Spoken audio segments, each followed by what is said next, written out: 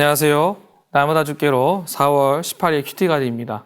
오늘 함께 오신 말씀은 사무엘하 19장 16절에서 23절의 말씀입니다. 다윗의 승리와 기화는 공개적으로 그를 반대했던 사람들에게 큰 분할을 의미했으며 시므이보다 다윗을 경멸할 목사가 큰 사람이 많았음을 우리가 성경에서 보게 됩니다. 이제 이 모든 것들이 원상 자리로 돌아오게 되고 하나님의 말씀 앞에 다시 일어서게 되는 다윗을 보게 됩니다. 이제 그가 돌아와서 먼저 한 것은 가장 먼저 환영하고 그의 용서와 은총을 구하는 사람들을 만나는 상황이었는데요. 시므이는 다윗 왕 앞에 무엇을 먼저 하였을까요? 그리고 다윗 왕의 복귀로 인해 어떠한 모습이 다시 그려지게 되었을까요? 본문을 살펴보고 은혜를 나누기 원합니다. 1번입니다. 시므이가 다윗 왕을 맞으려 내려온 이유는 무엇입니까? 19절입니다. 왕께 아뢰되 내 주여 원하건대 내게 죄를 돌리지 마옵소서. 내 주 왕께서 예루살렘에서 나오시던 날에 종의 패역한 일을 기억하지 마시오며 왕의 마음에 두지 마옵소서. 다윗을 맞이하기 위해 요단강을 건넌 수천 명 앞에 나아갔습니다. 건널 때 아직 젖어 흐트러진 상태였음을 시므이는 즉시 왕 앞에 엎드려 용서와 자비를 간청하기를 시작합니다. 그는 자신이 틀렸다고 이야기하고 다윗을 비난하고 학대하였던 자기의 잘못을 스스로 죄를 지었다라고 말하며 인정하고 있습니다. 다윗에 대한 반대, 하나님의 말씀의 약속이 여전히 다윗에게 있음에도 불구하고 그것을 보지 못한 시므이는 자기 자신의 연약함을 인정하고 스스로 깨달아 용서를 구하게 됩니다. 2번입니다. 아비새는 시므이에 대해 어떻게 말합니까? 21절입니다.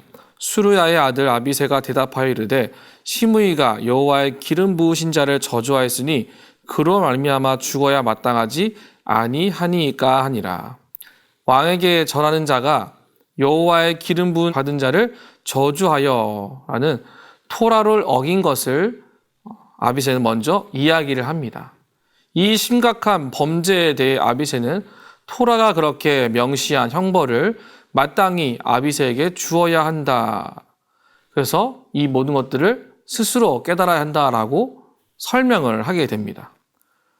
하나님의 말씀 앞에 온전한 모습으로 서지 않은 자, 그 말씀의 뜻대로 살아가지 않은 자에게 이와 같은 경고, 이와 같은 형벌이 필요하다라고 아비새가 시므이에 대해서 이야기를 하고 있습니다.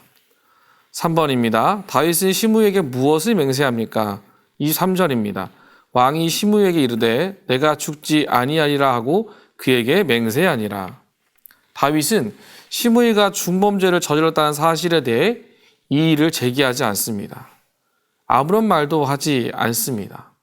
그리고 이스라엘에 돌아온 날, 그 날을 승리와 귀환의 날로 만듭니다. 그렇게 하기 위해서 그가 무엇을 했을까요? 생명을 앗아가고 복수를 하려는 이런 어둠의 날로 만들지 아니하고 승리와 귀환의 날로 바꾸어 간다라는 것이죠. 이 문제에서 수르의 아들들의 충고에서 다윗이 멀어지는 것을 보게 됩니다. 다윗은 시므이가 왕자에 대한 그의 범죄로 인해 죽지 않을 것이다. 반대하였던 너의 마음 때문에 너 스스로가 목숨을 빼앗기지 않을 것이다. 이것을 이 3절에 맹세라는 말로 선언을 하게 됩니다. 모두가 지켜야 할 규칙과 기준이 공동체를 안전하게 세우고 지켜줍니다. 그러나 리더가 이것을 자신의 뜻대로 수정할 때 공동체는 다른 위기를 맞이할 수 있습니다. 그런데 다윗이 이 상황을 해석하여서 아비새에게 있었던 원칙을 스스로 다른 방향으로 가게 하였다라는 것이지요. 무엇이 죽고 사느냐의 문제가 아니라 어떠한 방향으로 가야 할지에 대해서 명확하게 아는 것, 그것이 리더에게 필요하다라는 것이죠. 토라의 율법대로 우리에게 주어진 원칙대로 살아가는 것이 가장 정확하지만 오늘의 이 모든 상황과 환경 속에서 가장 선한 것이 무엇인가를 깨닫고 만들어가는 것. 그래서 눈에는 눈, 이에는 이라는 그런 복수만이 있는 것이 아니라 믿음의 선한 신천을 삶의 현장에서 이루고 그것은 원칙을 뛰어넘어 더 나은 방향으로 인도하고 있다라는 것을 성경이 우리에게 보여주고 있다라는 것이죠. 다윗은 말씀을 넘어선 용서를 공동체가 할 수 있다라는 것을 몸소 보여주고 있습니다.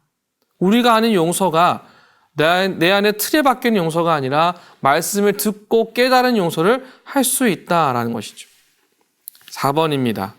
피난길에 오른 비참한 다윗을 향해 비방하던 시므이가 다윗이 귀환하자 태도를 바꾼 것을 본 다윗의 심정과 시므이를 용서하게 된 이유를 묵상해 봅시다. 다윗은 이스라엘 공동체 전체가 다시 회복하는 과정 속에서 복수보단 용서함으로 새롭게 변화하는 과정이 필요하다는 것을 보여주고 싶었을 겁니다.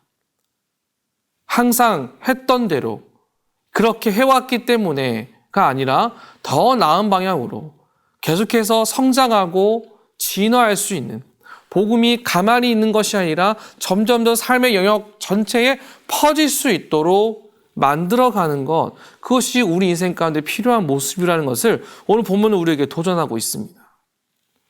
이 부분에 대한 자세한 설명과 시간이 더 필요하겠지만 하나님이 주시는 귀한 용서의 과정이 삶의 현장에서 나타나게 될 때 주님은 더 나은 것을 이루어 가신다라는 사실을 우리가 성경을 통해 봄으로 우리의 삶에서도 상식을 뛰어넘어가게 하실 때에 그 과정이 쉽지 않을지라도 그 과정을 넘어감으로 인해 하나님이 주신 용서의 가치를 함께 세워가는 것, 그것을 기억하여서 다음 세대에게도 전해주는 것, 그것이 우리의 믿음이 온전해지는 좋은 시작이라는 것이죠.